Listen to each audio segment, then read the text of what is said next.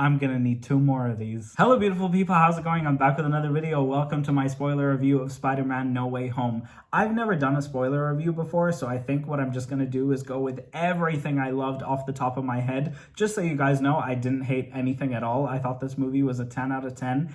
A+ for me. We're just gonna get the big thing out of the way and just say Andrew Garfield and Tobey Maguire, you guys, they were so perfect in this film. It made my heart so happy. I went to the midnight release of this film and the entire audience gasped and roared when they popped up. It was absolute gold for anybody who enjoyed the Spider-Man movies growing up. I had actually never seen the Tobey Maguire Spider-Man movies until I reacted to them a couple of months ago on the channel. Which, by the way, if you haven't seen those reactions, you know what to do. However, I loved the Andrew Garfield movies growing up because those were the ones that my dad took me and my cousin to see in 2012 and 2014. Because of this, I really felt that this movie honored all of us fans, even the people who liked the Andrew Garfield Spider-Man movies, because of course that is unfortunately a minority. However, I love the way this movie dealt with every single cameo we got and every relationship, so I wanted to take a step back and we're gonna go through the entire thing. As I said in my non-spoiler review, I was really amazed with how this movie dealt with why Peter Parker wanted to use Doctor Strange's spell.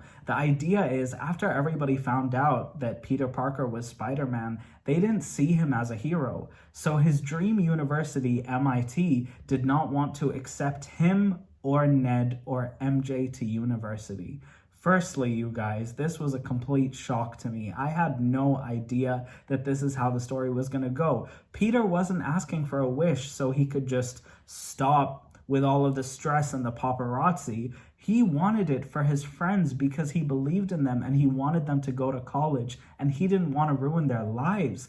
This adds another layer to Peter's character that I really enjoyed. It was so sad seeing him go through all of this turmoil and seeing his friends kind of realize that because of his controversy, their futures are tainted forever. That really gave his motivations to go to Steven, to ask him, hey, can you do this spell? It made so much more sense in the long run, and that's why I enjoyed it so much, and it felt so deserved for me. It didn't feel like a plot device to further bring in all of these villains. By the way, I need to mention, yes, you guys, Matt Murdock is in the movie as Daredevil. I'm gonna be honest, I have never seen Daredevil. I have a Lego of him in my Daily Bugle Lego set, but that's pretty much it.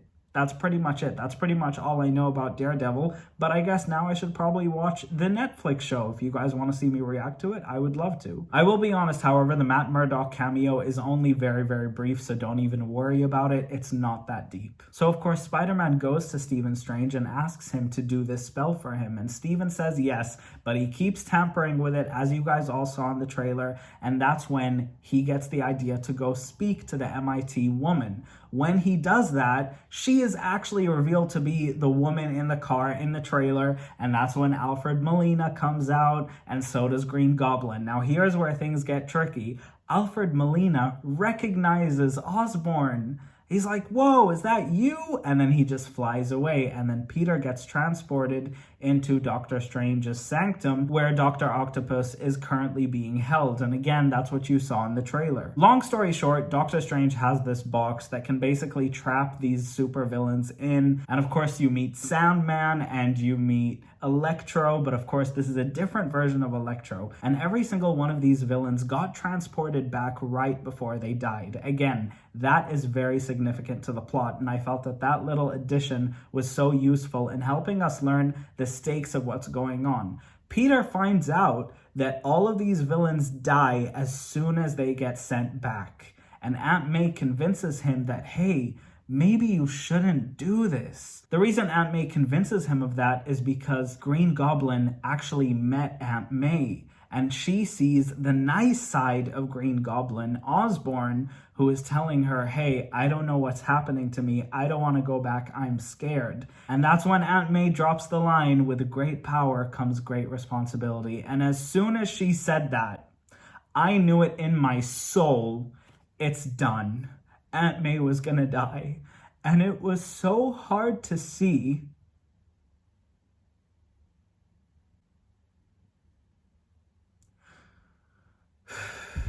it was so hard to see because, you always see Uncle Ben, right? You always see Uncle Ben. You never see Aunt May get it. And it was really hard. It was really hard and it was really messed up. I really like Marissa Tomei as an actress. That was horrible. It was absolutely horrible and I hated it.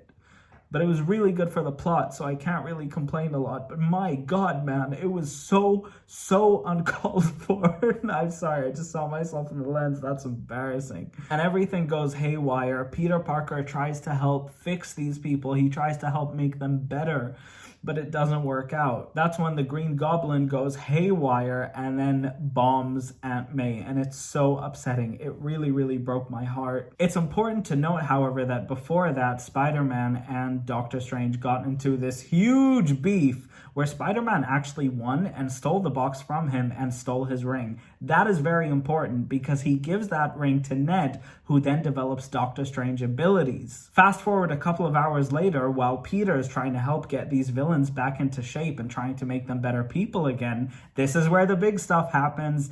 Ned says, "I wish Peter were back," because they were wondering where he was, and a little portal opens, and that's when everyone in my theater went, "Oh my God," because we all in unison came to the realization that this is the moment, isn't it? This is the genius way they're going to bring them into this. And they see Peter Parker in the suit, but then as he jumps through, you realize, oh my goodness, this is real. It's not the Spider-Man that we know suit. It's Andrew Garfield's, and he lifts the mask, and it's him. My theater absolutely erupted. It erupted. Everyone was freaking out. People were clapping, and it was amazing. It was amazing seeing Andrew Garfield interact with our Ned and our MJ, and it just so worked. I was amazed by how much this actually felt original, and it didn't feel like it was shoehorned in. This felt so planned, almost as if Kevin Feige had this genius idea for 20 years. Following that, Ned tries to do it again, saying, all right, let me try to get the right portal this time,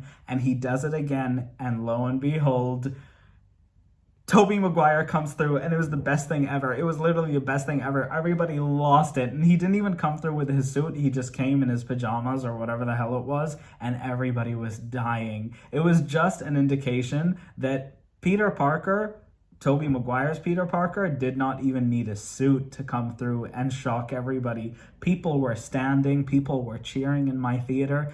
It's one of the best movie experiences I've ever had in a theater in my entire life. It was beautiful. After all of this happens, MJ tells them that they need to help Peter because Peter's really going through a lot. And this is the scene that actually broke me, and I mean broke me. They go to see Peter, and it's a really emotional scene between Ned and Peter and MJ, but then they come and they talk about their experiences. And Andrew starts talking about how he lost Gwen. And he says, she was my MJ. And that really messed me up because I love Emma Stone with all of my heart. And I was 13 years old when I saw that. I was 13 years old when I saw her head snap on the floor, and that was bad, bro. Like, that was horrible. It was so bad, and I really like that he addressed that in this movie, and he actually has a really beautiful scene later that I'll talk about, and it was really emotional, and it was really done well, and I really respected it. I really respected Kevin Feige, Amy Pascal, whoever works at the MCU. I just loved it. I loved it so much, and they all talk about their experiences. And Tobey talks to Peter about how he lost Uncle Ben. And then they all have this moment. They all have this moment where they realize that Uncle Ben and Aunt May all said, with great power comes great responsibility, the night they died.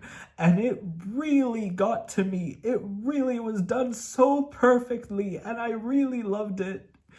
I thought it was done so well, and it was so eloquently done. I really enjoyed it.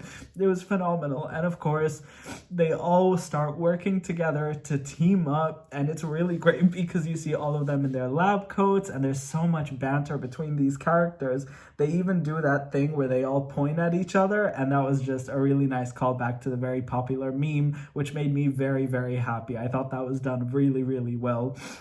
And the big fight ensues. And of course, that scene from the trailer comes along. And guess what? The lizard was not attacked by John Cena. He was actually attacked by Andrew Garfield or Tobey Maguire, whichever one it was. And it was really cool seeing all of these villains kind of pull back and just kind of reflect on what they've done and just kind of talk about everything that went down. I thought that was really beautiful, and I think it worked really well. And of course, Peter got to save most of them. Every single one of them turned back to their original selves. Electro was using the arc reactor, but then he stopped once Peter changed him back. The same thing happened with Doc Ock. The same thing happened with the Sandman. And it was really great that we got to see the original actor play Sandman again. Even the original actor who played Lizard. It all worked out so beautifully. They were all included. None of these villains felt shortchanged, in my opinion. Of course, Alfred Molina and the Green Goblin both played excellent roles as themselves. They did have a bit more to do, but I still felt like nobody was shortchanged. And that's where things get really bad, because after all of that happens, the Green Goblin shoots in and MJ falls, but it's Andrew that catches her. And when I'm so sorry. But when he catches her and he lands, he starts to cry because he realizes that that's all he needed to do with Gwen, but he wasn't fast enough to reach her. And it was so beautiful that they gave him that moment. And we all predicted it from the trailers, but it was still so nice to see so they could complete his character arc. And I really thought that was beautiful. I really thought it worked well. I loved this movie with all of my heart. They really did a good job. And that's where the final battle happens. They all land on Captain America's fallen shield from the Statue of Liberty, which I thought was a really nice touch, by the way. And Peter and the Green Goblin just go at it. And in the process, Tobey Maguire's Spider-Man actually gets stabbed, but he makes it in time to tell Peter that no, this isn't the way you should do this. You should not be fighting with anger. You need to let this go, because if you kill the Green Goblin, he wins. And I think that's so powerful and it's so beautiful. But after all of that happens, you realize that the multiverse is opening and Spider-Man has the idea to make everybody forget that he is Spider-Man permanently. And once again, this movie wrecked me, man. It wrecked me. He does it and he has to say goodbye to MJ and Zendaya. I just need to put that. I love Zendaya so much. I need to put that out there. She gave such a good performance in this goodbye scene. It was my favorite scene in the entire movie just because she was giving it her all. And so was Tom Holland, by the way. Every actor in this movie gave it their all, and I really respect it. But it was such an emotional scene, such a powerful scene for him to say goodbye to MJ and Ned at the same time. And after all of that happens, he has to revert back to his normal life, and he tries to go say hello to MJ at a coffee shop, but he sees her scars and he realizes that it actually might be better for her to live without him, and that just really broke my heart. And he goes off to uni and he takes his little Darth Vader minifigure, which I have in my Death Star. I thought it was really cute that they still nodded back to this Lego Death Star, because of course that's the one I own and it makes my heart really happy. And he's off to college and he made a new suit that he built all on his own. I love this movie, you guys. I love this movie with all of my heart. It really worked for me. I thought this movie was a 10 out of 10. I give it an A. And of course, here we have it. My girl, Wanda Maximoff, is in the end credit scene. You guys should have heard me. I screamed so loud. I terrified this woman standing 3 rows by me. I actually felt so bad when it happened. But then I looked back and I saw Wanda again and I realized, yeah, get your priorities straight. I love her so much. Oh my goodness. Doctor Strange in the Multiverse of Madness is gonna mess me up. That's my movie. I'm so excited, you guys. Wanda Maximoff is back. She is the strongest Avenger. She could defeat Thanos. Also, Venom was in the end credit scene. That was really cool. He was in the first end credit scene. I thought that was really cool. But Wanda. I've been waiting to say this the entire review. Wanda Maximoff is back, ladies and gentlemen. That was my review of No Way Home. Wanda Maximoff is back in Doctor Strange in the Multiverse of Madness. You see me? I love you guys. I love you guys so much. Give me a hug. If you guys made it to the end of this video and you're new here, please consider subscribing. I stayed until 3:30 in the morning trying to film this for you all. We have a lot of editing to do, so if you'll excuse me, I'm gonna go edit this video. If you made it to the end, please leave me a like and a comment down below and consider subscribing. I love you all so much, and I'll see you guys next time. Bye, guys.